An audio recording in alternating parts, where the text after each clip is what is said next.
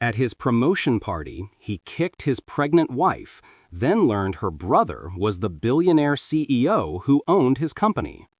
Welcome back, everyone. Before we dive in, make sure you drop your thoughts and the lessons you took from this story in the comments, and don't forget to like and subscribe. The sound of a clock ticked somewhere in the background. A single overhead light buzzed softly. A tear slid down her cheek and hit the floor with a quiet tap. "Mara, what are you doing here?" His voice was sharp, impatient, sliced thin by arrogance. She held a small folded paper in her trembling hand. I need you to see something." He stepped closer, eyes narrowing, as the music from the hall pulsed through the marble walls. "Not now. You're embarrassing me." "Caleb, please." His hand closed around her wrist, hard, too hard. "I said not now." She gasped under her breath. The sonogram slipped from her fingers. The bass from the party thumped louder. Somewhere outside, someone laughed. "Caleb," she whispered, voice shaking, "you're hurting me." He leaned close, breath hot with irritation. "You hurt me first by showing up." Then came the shove. Her body hit the floor with a hollow echo. And as she curled instinctively around her stomach, protecting the tiny life inside her, the camera mounted above the hallway blinked red, recording everything. That was the night everything changed. The story begins on a night that shone brighter than most. The chandeliers above the grand hall threw out a shower of gold, catching every sequined dress and polished shoe in perfect crystalline fragments. Music pulsed, glasses clinked, and every corner carried the hum of ambition. It was Metroline Dynamics' biggest event of the year, the annual corporate banquet, where promotions were announced with champagne bursts and applause meant to echo all the way up the company's hierarchy. It was the kind of night men like Caleb lived for. And yet, in the middle of all that glamour, stood Mara. Quiet, softly dressed, a presence so gentle you'd miss her unless she moved. She stepped through the tall glass doors with a small purse held tightly against her chest. Inside the purse, a folded sonogram picture. The first glimpse of the heartbeat she had listened to earlier that same day. She had imagined showing it to him differently. A dinner at home, a warm embrace, tears of joy. But after weeks of him growing colder, after messages she didn't understand, after a drawer she found mysteriously empty, she couldn't hold it in any longer. She needed him to know. Tonight. Her eyes scanned the room, tracing faces she only vaguely recognized. The entire hall glowed warm, but inside her, something trembled like a loose wire sparking in the dark. Then she saw him. Caleb stood near the stage, laughing with his colleagues. Tall, confident, wearing the suit she ironed 3 nights ago, with hope she didn't voice aloud. A woman stood beside him. The woman leaned close enough to fix his tie. The same tie Mara didn't remember choosing. The same woman whose name had appeared on those incomplete text notifications. Maya. Her smile was red and sharp. Mara's breath faltered. But she stepped forward anyway. From the moment he saw her, Caleb's expression changed. Not with joy, not with surprise, with irritation. He muttered something to the men around him, handed off his champagne glass, and strode toward her with a forced smile plastered across his face, the kind that cracked if you looked too closely. "Mara," he said through clenched teeth, "I told you to stay home." "I know," she whispered, "but I needed to see you. Please, I came to tell you something important." People nearby pretended not to listen. Eyes flicked sideways. Someone quieted a laugh. Mara slowly reached into her purse. Her fingers shook. She pulled out the small sonogram print and held it up carefully. "It's our baby," she said. "You're going to be—" He slapped it out of her hand. The sound was small, but it echoed inside her like a gunshot. "Caleb," she gasped, "why would you?" "Stop making scenes," he hissed. "You shouldn't be here." She bent instinctively to grab the photo from the floor, but before her fingers reached it, he grabbed her wrist and dragged her behind one of the marble pillars near the hallway.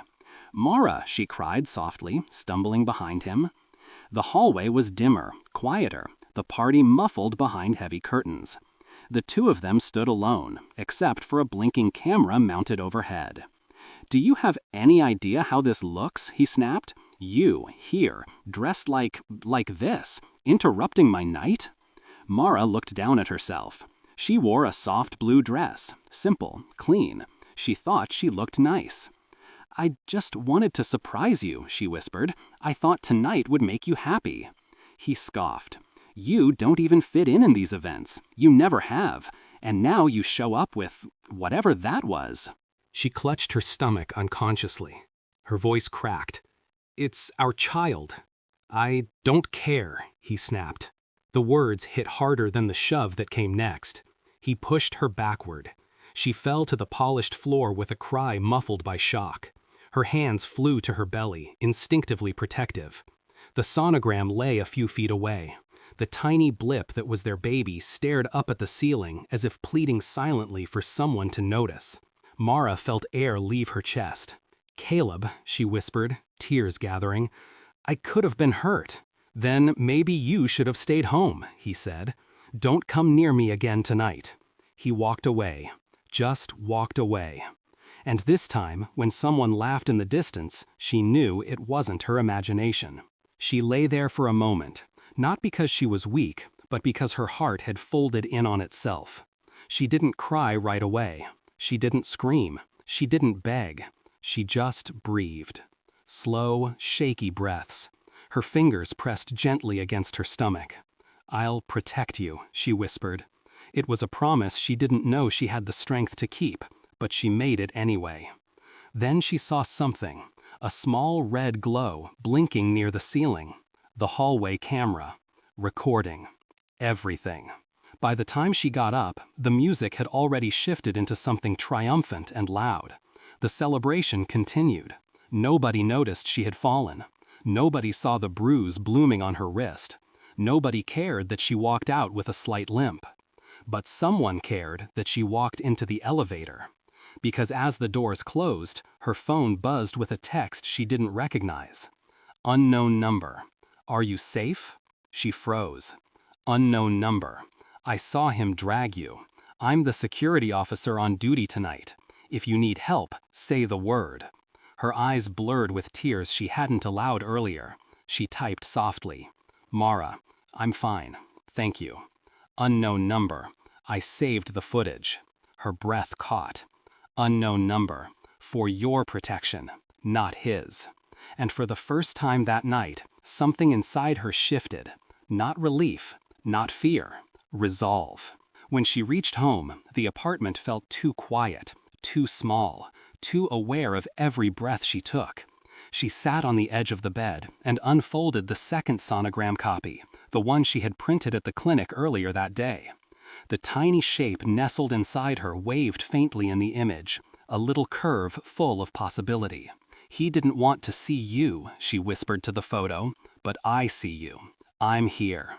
Her wrist throbbed, her shoulder ached, but more than anything, her heart pulsed with the heaviness of betrayal. Not just because he pushed her, but because he didn't care that she was carrying his child. And when she opened the drawer where she'd hidden the first sonogram for safekeeping, it was empty. He had been in there. He had seen it, and he still shoved her. A sound escaped her, small, wounded, painful.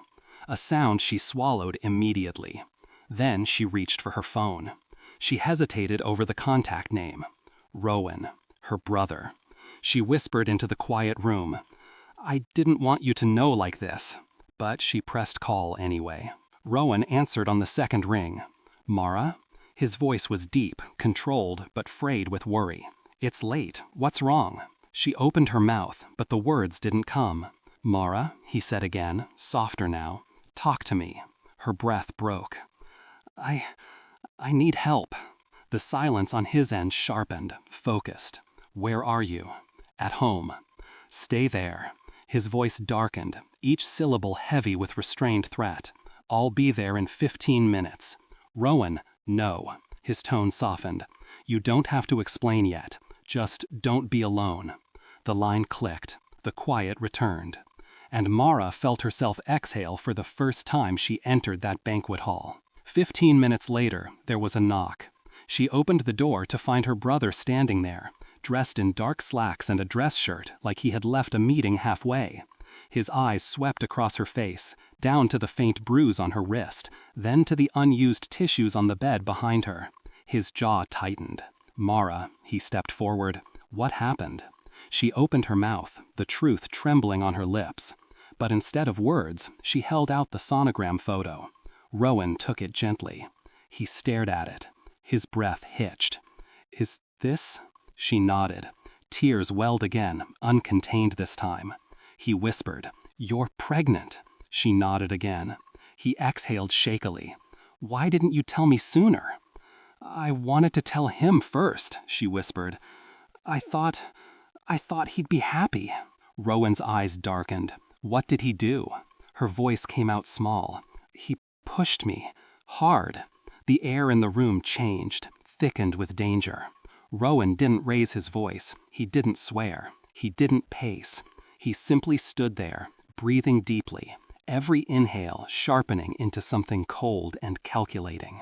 "Mara," he said quietly, "I need you to tell me exactly what happened." She told him. Every detail. The hallway, the shove, the bruise, the missing sonogram, the messages, the woman, the security officer's text. And Rowan listened, not like a brother, but like a man assembling a case brick by brick. When she finished, he stood up slowly, walked to the window, and stared into the night. "Do you love him?" he asked softly. She wiped her eyes. "I thought I did." He nodded. "And now?" She hesitated. Her throat tightened. "I don't know." Rowan took a long breath. "Mara, there's something you need to understand." She lifted her eyes. He turned toward her fully. "Metroline Dynamics," he said quietly. "The company he works for, the one hosting that promotion party tonight?" She frowned. "What about it?" His voice deepened. "I own it." The room went silent. She blinked. "What?" Rowan stepped closer, holding her gaze. "I'm the CEO of Mercer Collective. Metroline is one of our subsidiaries. Every decision Caleb celebrates, every promotion he brags about, comes across my desk." Mara stared at him, stunned. You're his boss?" she whispered. "No," Rowan said. "I'm his boss's boss." She felt the air shift again, but this time with something powerful, something protective, something that felt like justice waiting at the door. Rowan placed a gentle hand on her shoulder. "Mara," he said softly, "no one hurts my family." Her breath caught.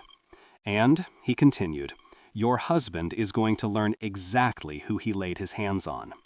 Rowan stayed standing for several moments after he spoke, allowing his words to settle between them like dust after a building collapses. Mara sat very still on the edge of the bed, sonogram clenched between her fingers, her heartbeat so loud she could almost hear it echo. You own his company?" she murmured, still trying to absorb it. Rowan exhaled slowly and nodded. "Metroline Dynamics is one of nearly 20 subsidiaries under my umbrella. It's not even the largest, but it's significant." Mara felt her breath shake. "Why didn't you tell me?" "You asked me not to," Rowan said gently. "You wanted a simple life, a quiet marriage, a world where people loved you for you, not for your last name." Her eyes lowered. "I thought keeping that distance would make things easier."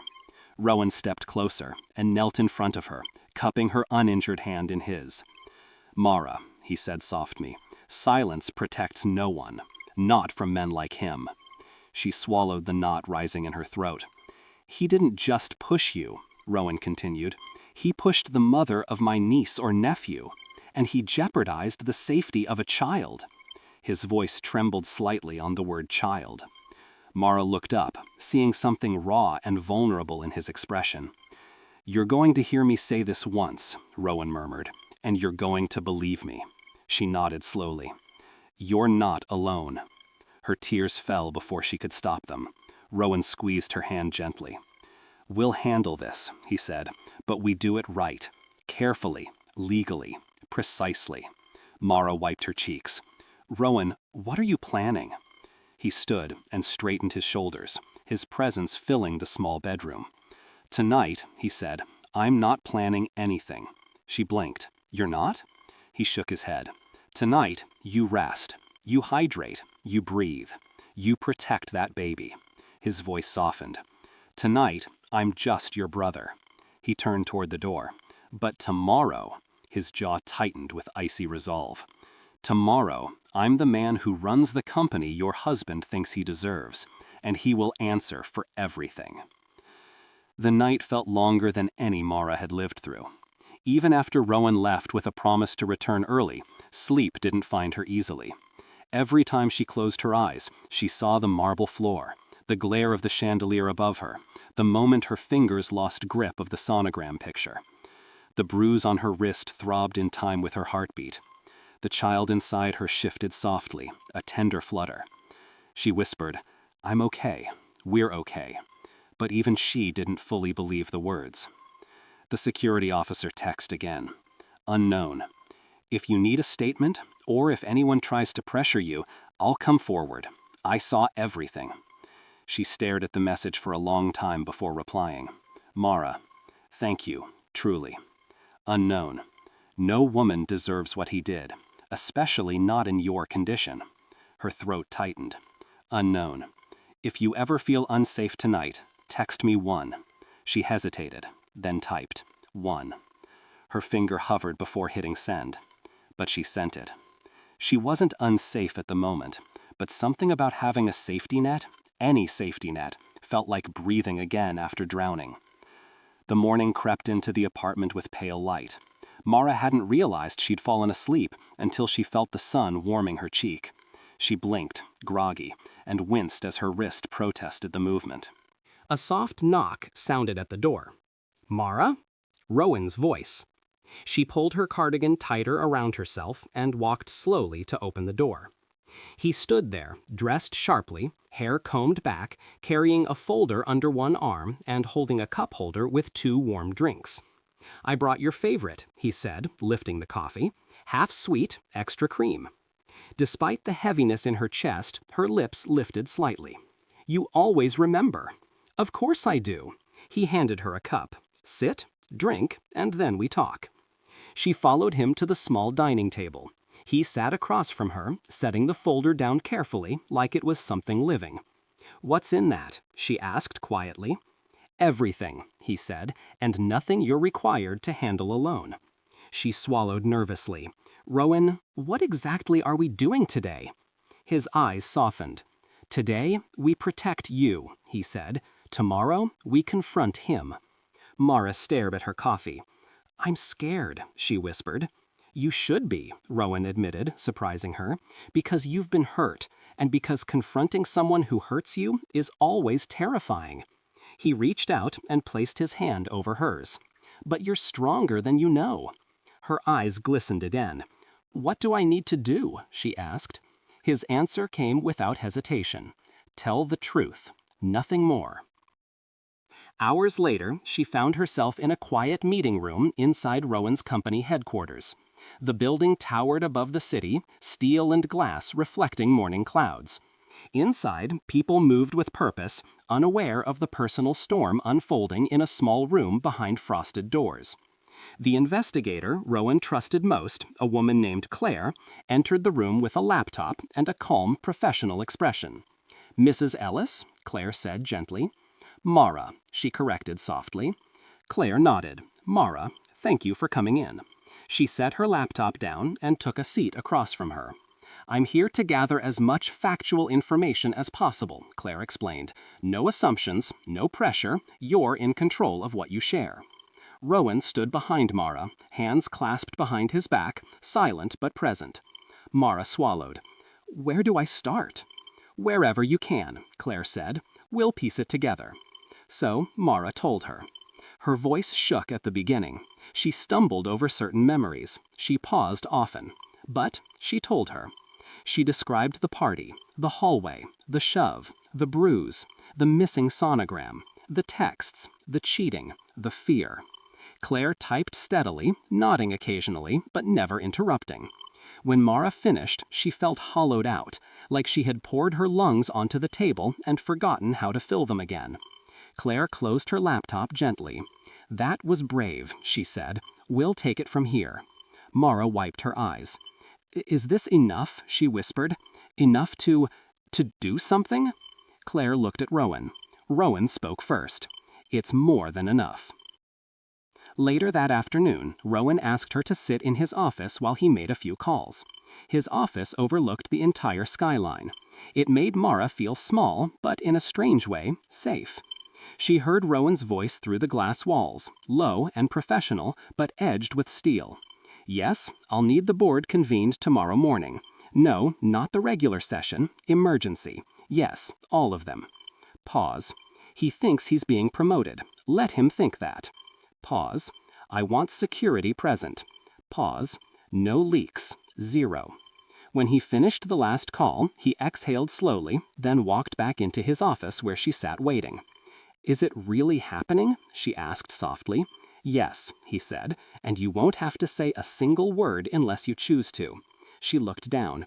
"I'm afraid of seeing him again." Rowan nodded. "Fear is normal, but you won't be alone." She took a shaky breath. "What will happen to him?"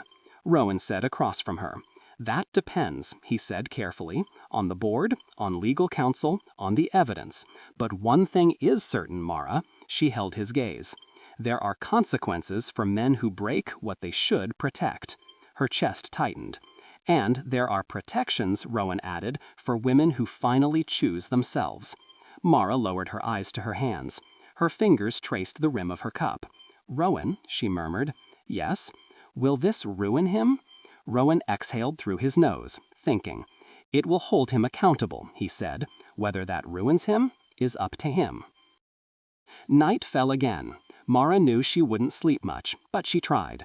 She lay on her side, one hand on her stomach, listening to the quiet.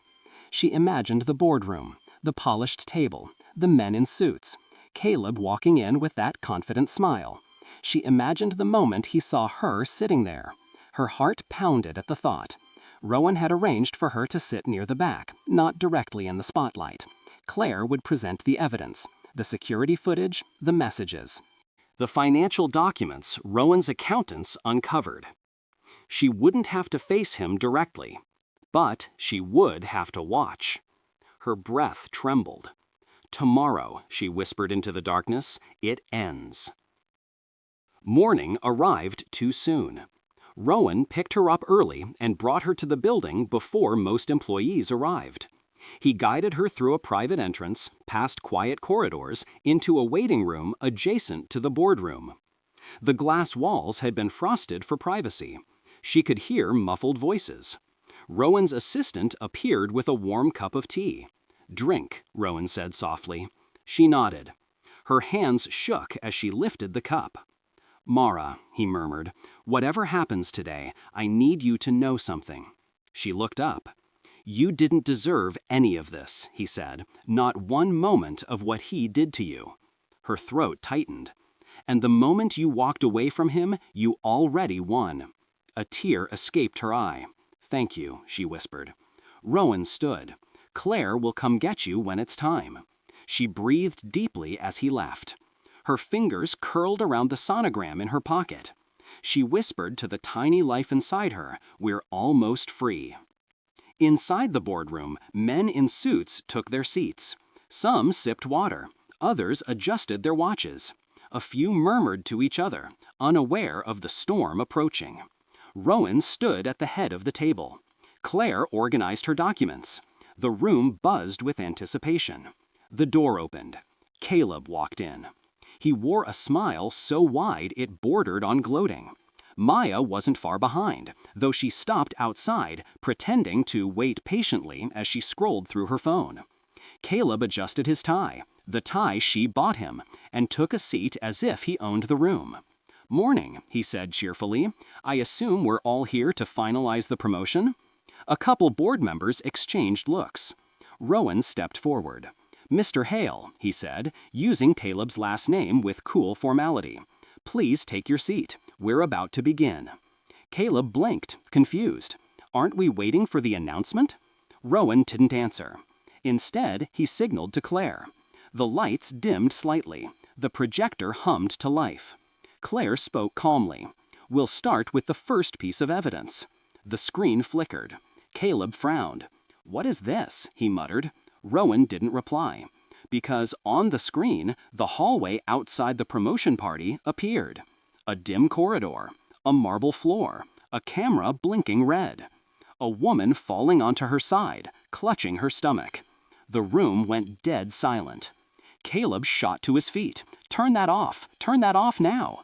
"Sit down," Rowan said quietly. Caleb froze, stunned by the authority in his voice. "This is illegal," he snapped. "She slipped. She was being dramatic." But the footage spoke louder. The grab, the wrist wrench, the shove, the fall. The sound of her cry, faint but unmistakable. A few board members shifted uncomfortably. Claire continued. "This footage was provided by security personnel at the venue. It is time-stamped, unaltered." Rowan folded his arms. "We're not done," he said. The next slide appeared. Messages, photos, bank transfers, receipts for jewelry, hotel rooms, all tied to company funds misused under Caleb's authorization. Caleb's face drained of color. He stared at the screen. Wait, this is... Then the elevator video played. There he was, laughing, holding Maya, kissing her, mocking Mara. Someone in the boardroom exhaled sharply. Caleb's furnace darted around the room, wild and panicked. "This is taken out of context," he shouted. This is wrong. She's lying. She set me up." Rowan raised a hand, and the room fell silent. "Mr. Hale," Rowan said slowly, "you assaulted a woman. You misused company funds. You shared confidential data with unauthorized individuals. That's not... You assaulted my sister." Caleb's mouth snapped shut. The room held its breath. "Sister?" a board member whispered. Rowan nodded once. "My sister, Mara Mercer." The board member swallowed hard. Caleb whispered, "Mercer?" He looked around the room again, now seeing everyone differently. Finally, Rowan stepped aside. The door opened. Mara entered. She walked slowly, hand resting over her stomach, her dress simple, her face pale but composed, her bruised wrist faintly visible. Caleb stared at her in horror. "Mara, what are you doing here?" His voice cracked. She didn't answer. She took her seat at the back, exactly where Rowan had placed her. Caleb tried to approach her, but two security officers stepped forward. "Please return to your seat, sir," one of them said. Caleb's voice trembled. "Mara, I didn't mean, I didn't think, please." She lifted her gaze. For the first time in their marriage, she saw nothing but distance in her eyes. Not anger, not hate, just truth. Truth that no apology could unbreak. Rowan turned to the board. "Proceed with the vote." Hands rose. One after another. Unanimous. The chairman spoke. "Effective immediately, Caleb Hale is terminated from Metroline Dynamics. All benefits revoked. Legal actions will follow." Caleb's knees buckled. "Please," he whispered. "Mara, please, I can change. I'll do anything." She closed her eyes briefly, fighting tears. Then she opened them. "You already did everything," she whispered. Security took him by the arms. His voice broke into a cry that echoed through the room. "Mara, please, don't do this. Don't ruin my life." She looked at the floor. "You ruined mine first." The door closed behind him, and the room exhaled. Outside the boardroom, Maya stood waiting, tapping her heel impatiently. When the security officers led Caleb past her in handcuffs, she gasped. "What? Caleb? Caleb, what is this?" He shook his head violently, tears streaking his face. "Maya, run," he whispered. "Just go." But she didn't run fast enough. Two officers approached her next. "Ma'am," one said, "we need to ask you a few questions regarding corporate fraud." Her red lipstick smudged as she stammered, "Fraud? What fraud? Caleb?" He didn't look back. Neither did Mara. Mara left the building through a quiet side exit. Rowan walked beside her, not speaking, letting her breathe. The morning air was cool against her skin. She stepped into the sunlight slowly, as if learning how to walk in a new world, because she was. She paused near the parking area, hand on her belly. The baby shifted gently beneath her palm. Rowan stood silently beside her. She whispered, "It's really over." "Yes," Rowan said softly, "it is." She nodded, but her voice cracked as she added, "I don't know what comes next."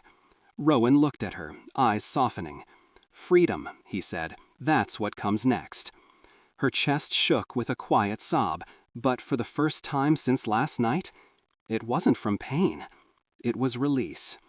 Rowan offered his arm. "Come on, let's get you home." She took it, and as they walked away from the corporate tower, away from the lies, away from the bruises, away from the man who failed to protect her, she whispered to her unborn child one final promise. "We're going to be okay now." Her voice wavered. "But I want you to hear me." She paused. "We survived." The wind brushed her cheek. "We survived." The morning after Caleb's termination felt strangely quiet, as if the world itself were pausing to let Mara breathe. Yet inside her chest, her heart continued its tight, uneven rhythm. Not from fear this time, but from the weight of everything she had survived. Rowan insisted she stay with him for a few days. His penthouse sat high above the city, wrapped in glass and soft lights. It was a world apart from the small apartment she had shared with Caleb, a world where silence wasn't tense, footsteps weren't weapons, and shadows weren't threats. Mara stood by one of the tall windows now, watching the sun inch between buildings. Her hand rested on her stomach, feeling the steady thrum of the life inside her. "You're safe," she whispered to the bump. "I promise." But promises felt fragile this morning, new, unsteady, like learning to walk again after months of crawling. A gentle knock sounded at the door behind her. "Mara?" Rowan's voice.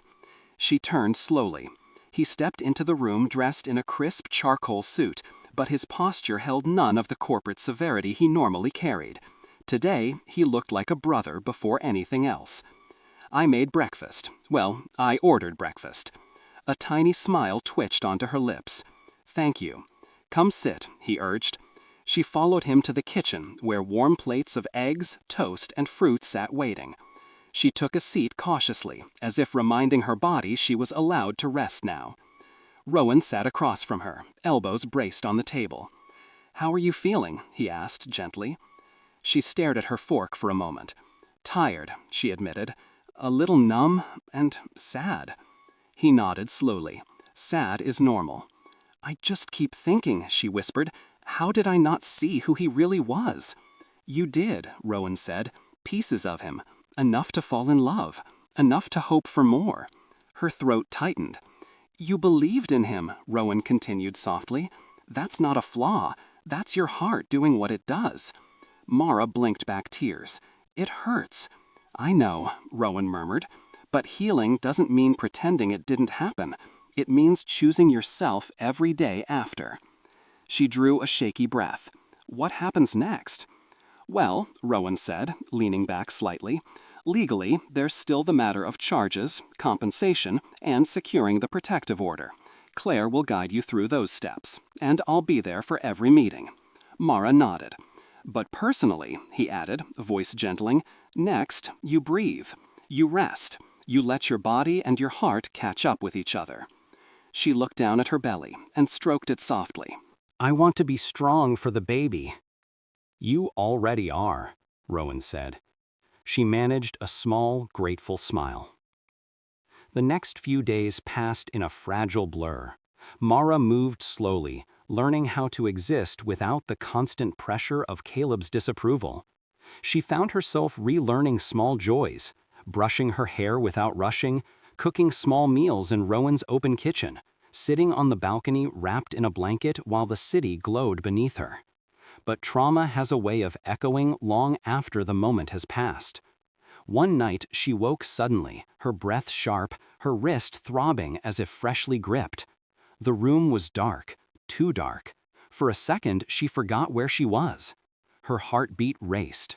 "Mara?" A voice whispered softly from the doorway. It was Rowan. He didn't enter immediately, giving her space. "I heard you get up." She swallowed hard. I woke up scared." "May I come in?" he asked gently. She nodded. He stepped in slowly and sat at the edge of the bed, hands folded. "It's normal," he said. "Memories hit hardest when we're quiet." "I thought I was done being afraid," she whispered. "You are. Fear is just the echo," he said. "But it fades." She wiped her eyes. "I don't want this to follow me forever." "It won't," Rowan murmured. "We'll make sure of it." For a moment, it felt like the brother she used to know, warm, protective, steady, had returned fully. Then she noticed the tension in his shoulders, the quiet storm behind his eyes. He wasn't done. None of them were. A week passed. Then came the police report. Claire delivered it personally, carrying a neatly organized binder. Mara sat beside Rowan in his office as Claire opened it and began reviewing each page carefully. "It's thorough," Claire said. "The officers confirmed the timeline. The footage is admissible. Witness statements align." Mara stared at the photos taken of her bruises. Her wrist, purple and harsh. Her shoulder, mottled where she hit the floor. She had healed on the outside now, the marks almost gone. But seeing them like this, frozen in ink, made reality sharpen again. "I'm filing the protective order today," Claire said softly. "Once the judge signs it, Caleb will be legally barred from approaching you." She nodded. "And after that?" Mara asked quietly. Claire exchanged a glance with Rowan. "That depends," Rowan said, "on whether he tries to retaliate." "Retaliate how?" Mara whispered. "You exposed him," Rowan replied calmly. "Men like him rarely accept consequences quietly." Her breath trembled.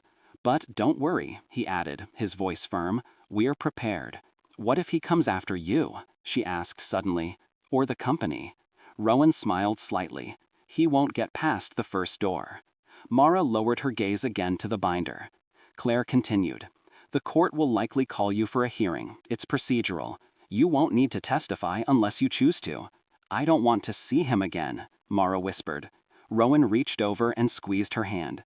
"You won't." Claire nodded. "We will ensure that." But despite all precautions, life has a cruel way of testing the broken before they've fully hardened. 3 days later, it happened. Mara was alone in the penthouse. Rowan had stepped out for a meeting.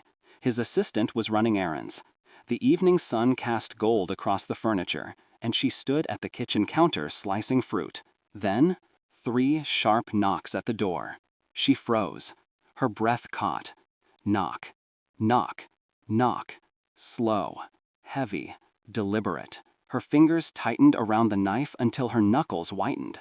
She stepped closer, heart pounding, and looked through the peephole. The blood drained from her face. Caleb. His hair was messy, his clothes wrinkled, as if he hadn't slept. His eyes were red, not from anger this time, but from something more dangerous, desperation. "Mara," he breathed against the door. "Please, please open up." Her entire body began to shake.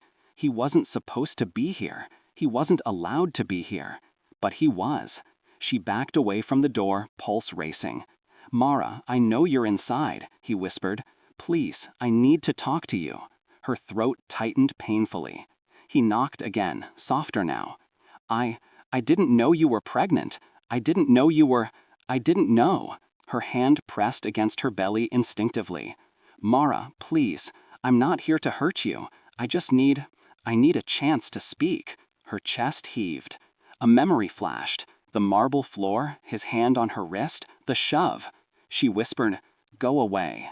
"Mara," his voice cracked. "Please, you have to listen. I'm falling apart. I'm losing everything. Leave," she said, louder this time. A pause. Her heart hammered. Then, a sudden, louder bang on the door. "Mara," he cried, panicked sharp. "Please, please don't do this. You can't just..." Her scream caught in her throat. She stumbled backward, breath quickening, her chest tightening. And then, the elevator dinged. Footsteps. A voice. Caleb. Rowan's.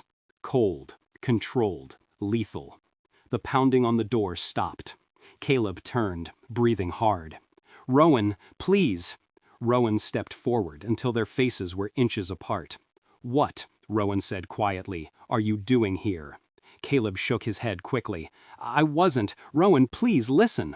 "You violated an active investigative boundary," Rowan said, voice deadly calm. "You approached a victim. You attempted contact after formal separation. Do you understand what that means?" Caleb's voice cracked. "I just needed to talk to her. I didn't mean any harm." "You never do," Rowan said. "Not until you do." Rowan looked over Caleb's shoulder to Mara, who stood trembling several feet away. "Mara," Rowan called softly, "are you all right?" Her voice shook. I think so." Caleb tried to turn toward her. Rowan snapped his hand out, gripping Caleb's shoulder firmly. "You don't look at her." Caleb froze. "You don't speak to her," Rowan added. Caleb swallowed hard, tears forming. "Rowan, I'm begging you." "You should have begged her," Rowan said quietly, "before you broke her." Caleb's face crumpled. Rowan stepped aside and pulled out his phone. "I'm calling security and the police." No, please, Rowan, don't, please," Caleb begged, voice shaking violently now. "You had your choices," Rowan said. "This is the result." Caleb dropped to his knees. "I loved her," he cried. "I still—" Rowan didn't look at him. "Love doesn't shove women to the floor," he said. "Love doesn't bruise wrists. Love doesn't steal sonograms and throw them away." Caleb sobbed. 2 security guards rushed down the hallway, followed by an officer Rowan had already called. Caleb didn't fight. He didn't resist. He let himself be lifted from the floor, tears streaming down his face, hands cuffed behind him. Before they led him away, he looked at Mara through the doorway, broken and pleading. She closed her eyes and turned away. That night, Mara sat curled on the penthouse sofa, wrapped in a blanket. The city lights glowed through the glass like a distant constellation. Her breathing was slow but uneven. Rowan sat beside her, not touching her, but close enough she could feel his presence. "I'm sorry," he said softly. "I should have anticipated he might try this." "You didn't know," she whispered. "I should have," he murmured. "I know men like him." She kept her eyes on the skyline. "Did he go to jail?" she asked. "For the night," Rowan said. "There will be a mandatory hearing. Claire will update you in the morning." She nodded faintly. "Mara," Rowan said gently, "you did the right thing. Calling out, saying no, turning away." Her voice was barely audible. "I didn't feel strong." "You were," Rowan said. "Strength isn't loud. Sometimes it's just refusing to open a door." She exhaled shakily. Rowan hesitated, then asked, "Do you want to move to one of the private residences? Somewhere more secure?" She shook her head. "No, I want to stay here, with you." Rowan's face softened. "Then you will." Silence rested between them. For the first time in days, Mara leaned her head gently on Rowan's shoulder. He stilled, surprised, then relaxed, letting her rest against him. "We'll get through this," he whispered. She closed her eyes. "I know." The next morning came with a new challenge. Claire called Rowan early. "Mara will need to attend the emergency restraining order hearing," Claire explained. "It's standard after an arrest for violating boundaries." Mara felt her chest tighten. "Will he be there?" "Yes," Claire said gently, "but you won't be alone. I'll be with you, Rowan will be with you, and the judge will keep him distant." Rowan placed a reassuring hand on her back. "You can do this," he said softly. She nodded faintly. Then the courthouse. The courthouse was colder than she expected. Sterile floors, humming lights, echoes of shoes and whispers. Mara sat on a bench outside the hearing room, hands clasped tightly. Rowan sat beside her. Claire stood nearby, speaking quietly with another attorney. Through the small window in the door, she could see Caleb sitting across the room, wrists uncuffed now, but hands shaking. He looked thinner, tired, lost. She looked away. Rowan noticed. "You don't have to look at him," he murmured. "I know," she whispered. "I just didn't expect him to look so broken." "Broken people break others," Rowan said softly. "Don't let the appearance fool you." The bailiff opened the door. "Parties for Ellis versus Hale," he called. Claire nodded. "It's time." Mara inhaled deeply and stood. Her legs trembled. Rowan placed a steadying hand under her elbow. "I'm right here," he said quietly. She nodded and let him guide her into the room. Inside, the air felt thick. The judge, a middle-aged woman with stern eyes and kind undertones, sat above them. Mara took her seat on one side of the room. Rowan and Claire sat beside her. Caleb sat across from them, eyes red, hands fidgeting in his lap. He stared at the floor. He didn't look at her. The judge reviewed the file. "Miss Ellis," she said gently, "we have your statements, the security footage, the photographic evidence, and testimony from multiple witnesses. We also have record of Mr. Hale violating preliminary no-contact boundaries by appearing at your residence yesterday." Mara swallowed. "Do you feel unsafe?" the judge asked. Her voice came out soft but steady. "Yes." "Do you believe Mr. Hale poses a risk to your physical or emotional safety?" Mara paused. Her throat felt tight. She looked at Caleb, not his eyes, but his hands. She remembered his grip. She remembered the floor. Then she looked back at the judge. "Yes," she whispered, "I do." The judge nodded. She turned to Caleb. "Mr. Hale, do you wish to speak?" Caleb lifted his head slowly. His voice cracked. "I'm sorry," he whispered, "for everything. For hurting her, for losing control, for not seeing," he choked, "not seeing what mattered." Mara looked down. "I didn't know she was pregnant," he whispered, tears in his eyes. "If I had known, Rowan's voice cut sharply. "Don't finish that sentence." Caleb closed his mouth. The judge cleared her throat. "Mr. Hale, the court appreciates your acknowledgement. However, apologies do not erase danger." She turned to Mara. "Miss Ellis, you deserve peace." Then she lifted her pen. "For your safety and your child's, I hereby grant a full protective order for a period of 5 years.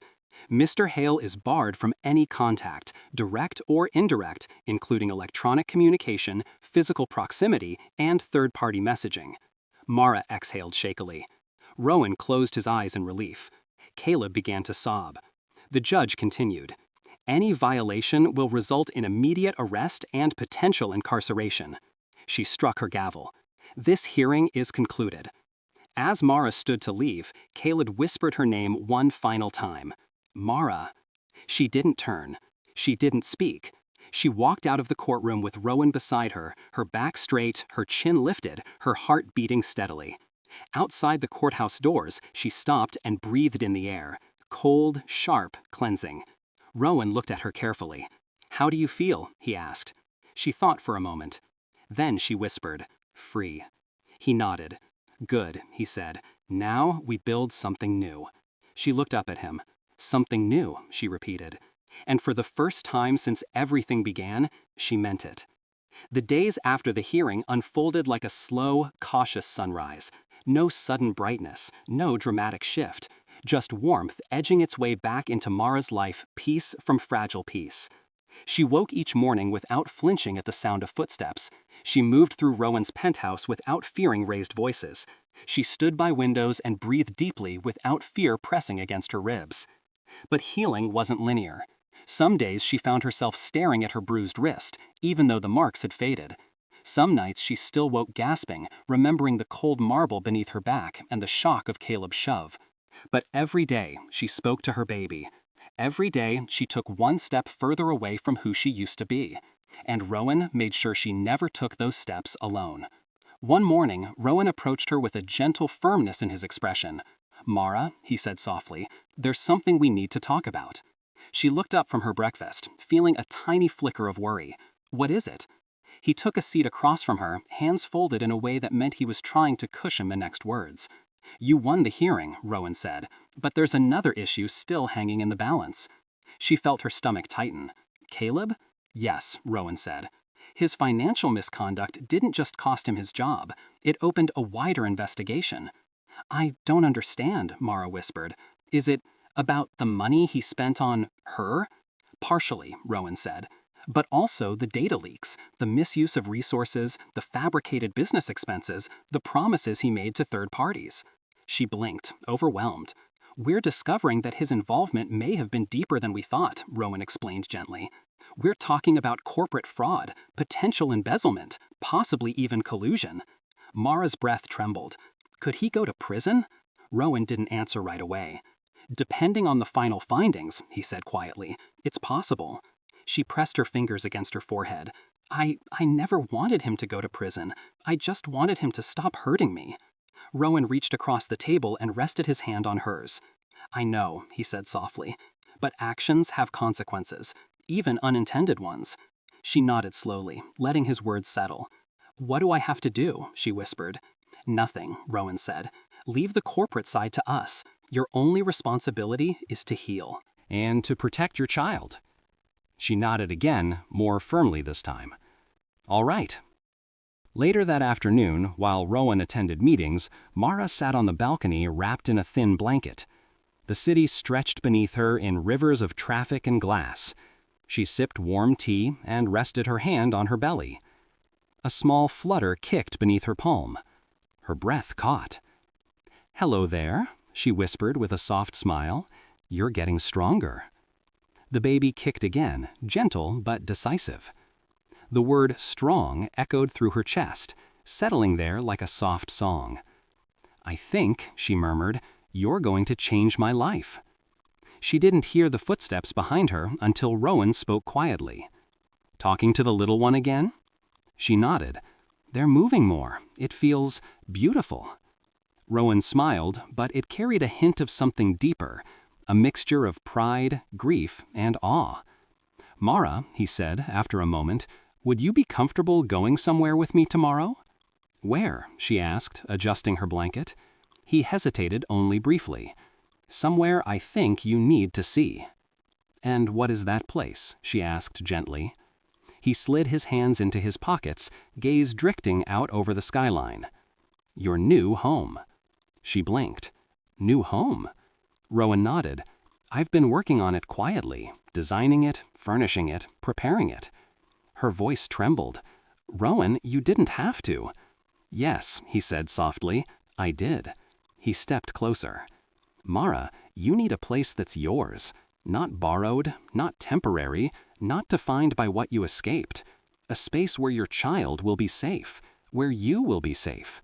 She stared at him, overwhelmed. I don't want you to feel like I'm pushing you out, Rowan added quickly. You can stay here as long as you want. Months, years, forever. Rowan, but someday, he continued, you'll need a life that isn't built around running from him. You'll need a place where you can rebuild. She felt tears prick her eyes. And I want to give you that, he finished softly. She whispered, I don't know what to say. You don't have to say anything, Rowan murmured. Just let me show you. The next morning, they drove through quiet neighborhoods and tree-lined streets until they reached a secluded area near the hills, a place where houses sat back behind private gates, each one with enough distance to feel hidden. Rowan pulled up to a tall black gate.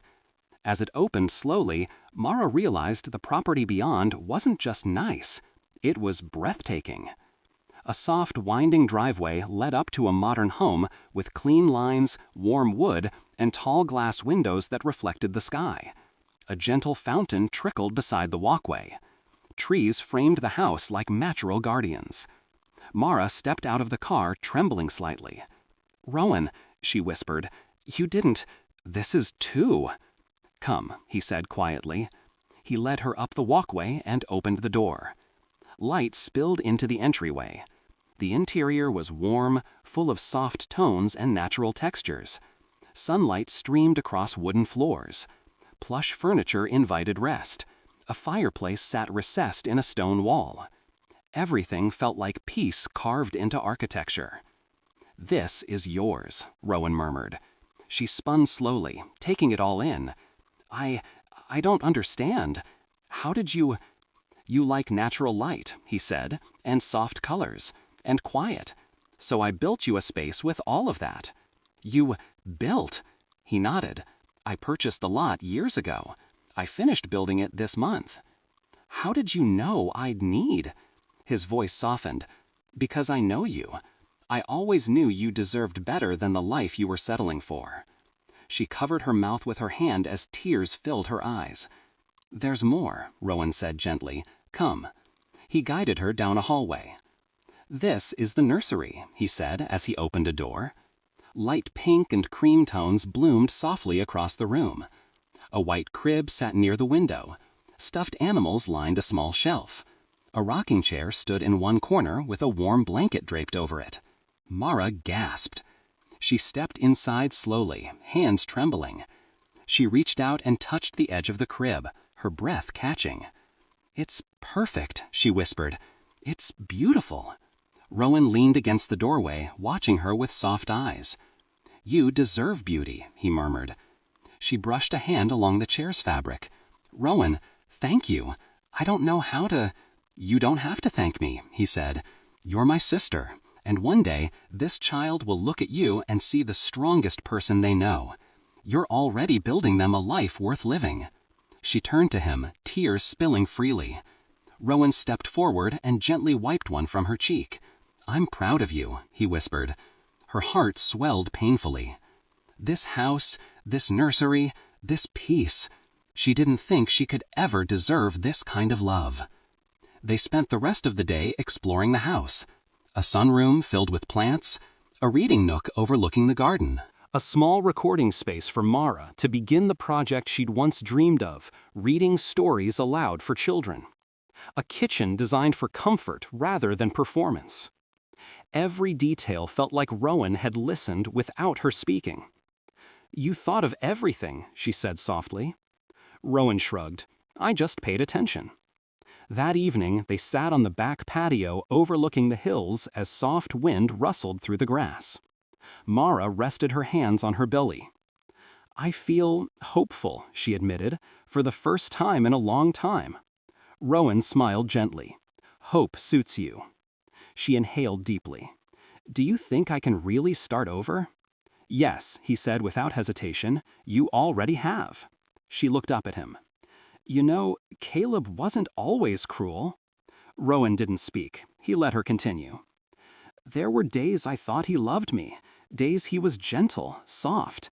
He used to say he wanted a family." Her voice cracked. "I didn't realize he meant only if it didn't inconvenience him." Rowan's jaw tightened. "He failed you," Rowan said simply, "in every way that matters." She nodded slowly. "I know that now, but it still hurts." "Wounds hurt even as they heal," he said. She wiped her cheek. "I'm embarrassed I didn't see it." "Mara," Rowan said softly, "love blinds, trust blinds, hope blinds. That's not a flaw, that's humanity." She smiled faintly. "When did you become so wise?" He chuckled. "I'm the older brother, I have to pretend to be." Her laughter eased the last of the tension in the air. 2 weeks later, the call came. Claire entered Rowan's office with a tight expression. "You'll want to sit for this," she told him. Mara was already seated nearby, reading a pregnancy book. She looked up instantly, sensing the shift. "What's wrong?" she asked. Claire set a folder on the table. "The investigation into Caleb's financial misconduct is complete," she said. Rowan's posture stiffened. "And?" Claire exhaled. "It's worse than we predicted." Mara felt her heartbeat spike. "What does that mean?" she whispered. Claire opened the folder. "He falsified at least 15 financial reports, misallocated company funds, leaked confidential contracts to a competitor in exchange for undeclared payments, used business accounts for personal trips." Mara felt cold flood her. "He didn't just cheat at marriage," Claire said softly. "He cheated at everything." Rowan pinched the bridge of his nose, absorbing the weight. "Will there be charges?" he asked. "Yes," Claire confirmed. "Multiple counts. Enough for a conviction." Mara's breath trembled. She swallowed, "Does that mean he'll go to prison?" Claire nodded gently. "Most likely." Silence filled the room. Mara looked down at her hands. Her fingers curled. "I didn't want this," she whispered. "I never wanted to destroy his life." "Mara," Claire said softly, "he destroyed his own." She blinked hard. Rowan reached for her hand, squeezing it gently. "You're not responsible for the consequences of someone else's choices. You chose survival. He chose everything else." Mara inhaled shakily. "But he's still," she hesitated, "he's still the father of my child." Rowan softened. "Biologically, yes, but fatherhood is more than blood. He forfeited that title long before any court could." She nodded slowly, absorbing the truth with each breath. "What happens next?" she asked. "A formal trial," Claire said. "Once he's convicted, the judge will issue long-term restrictions. He'll likely be barred from contacting you or the child permanently." Mara exhaled, a mixture of relief and grief. Grief for what was lost, relief for what was now possible. "Okay," she whispered, "then we move forward." Over the next month, Mara began settling into her new home. The nursery became her sanctuary, each gentle color a reminder of healing. She painted a small mural of stars above the crib. She sorted tiny clothes. She chose the baby's first book. She attended prenatal appointments with Rowan by her side. He asked more questions than she did. He even carried a notebook. "You don't have to write everything down," she teased once. He shrugged. "I like to be prepared." She rolled her eyes. "For what? You're not the one giving birth." "No," he said, "but I'll be the one passing out in the delivery room." She laughed so hard she had to hold her stomach. For the first time, happiness didn't feel like a betrayal of her pain. Just another chapter. 3 months later, the trial took place. Mara did not attend. She didn't need to. Claire kept her updated with gentle summaries. Rowan shielded her from every harsh detail. The verdict came on a soft afternoon while Mara was kneeling in the nursery, sorting baby blankets. Claire arrived with Rowan. "Mara," she said softly, "it's done." Mara sat slowly on the rocking chair. Rowan knelt beside her. "What happened?" she whispered. Claire exhaled. "Caleb was found guilty on all counts." Mara closed her eyes. "He'll serve time," Claire continued gently. "The judge also signed a permanent no-contact order. He is legally barred from approaching you or the child until the child turns 18. Mara's breath shook. Rowan placed a hand on her knee. "You're safe," he whispered. "Truly safe now." She nodded, tears falling freely. But she wasn't crying for him. She was crying for herself, for everything she survived, for everything she still hoped to become, for the child who would never know fear the way she had. When she finally found her voice, it was small but steady. "It's really over." "Yes," Rowan said softly, "it is." She placed a hand over her belly, feeling a soft kick in response. "And now," she whispered, "we begin again." Months passed. The seasons shifted. One quiet morning, long before the sun rose, Mara felt a sharp tightening in her belly. She inhaled. Then another wave came. "Rowan," she called, gripping the doorframe. "Rowan!" He rushed into the hallway, hair messy, half asleep. "What?" "It's time," she gasped. His eyes widened. "Oh no, oh no. Okay, breathe. No, wait, I should breathe. No, you breathe. What do I—" "Rowan," she groaned. "Hospital." Yes, hospital. Shoes, keys. Oh God, where are your shoes? Where are my shoes? Why are there so many shoes?" "Rowan," she yelled. He froze. "Yes?" "Get the car." He nodded violently and sprinted.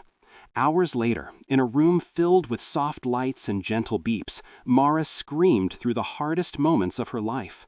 And then, a cry. Thin, new, beautiful. The doctor lifted a tiny, wriggling newborn into the air. "It's a girl," she said softly. Mara sobbed. Rowan covered his face, tears spilling between his fingers. When they placed the baby in Mara's arms, she felt something inside her break open and rebuild all at once. Small fingers curled around her thumb. Warmth spread through her chest. "Hello," she whispered.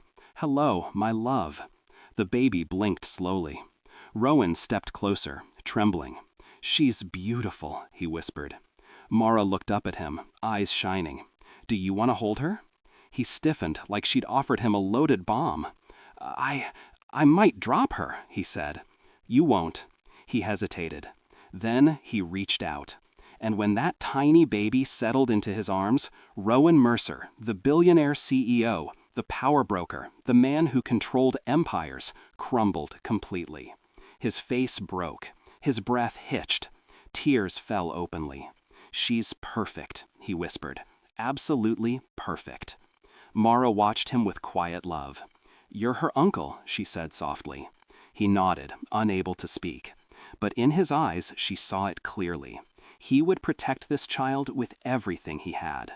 6 months later, Mara sat in the nursery, rocking her daughter slowly as soft lullabies hummed through the room. Rowan stood in the doorway, arms crossed, watching with a gentle smile. "She looks like you," he murmured. "She has your eyebrows," Mara teased. He rolled his eyes. "Poor kid." They laughed softly. "Mara," Rowan said after a moment, "do you ever regret any of it? The past?" She looked down at her daughter. "No," she whispered, "because it led me here. It led me to her. And it led me back to myself." Rowan nodded. "You've changed," he said softly. "You're stronger, brighter, more you." A warm tear slipped down her cheek. "I'm finally living," she whispered. Rowan stepped closer. "And I'll spend the rest of my life making sure nothing dimmed that light again." She smiled, full and genuine. Her daughter stirred, curling into her chest. Mara kissed the baby's head, inhaling the sweet softness of new life. And as the afternoon sun spilled golden light across the nursery floor, she whispered the truth she had earned through fire and healing. "We survived." Her voice trembled. "And now we thrive."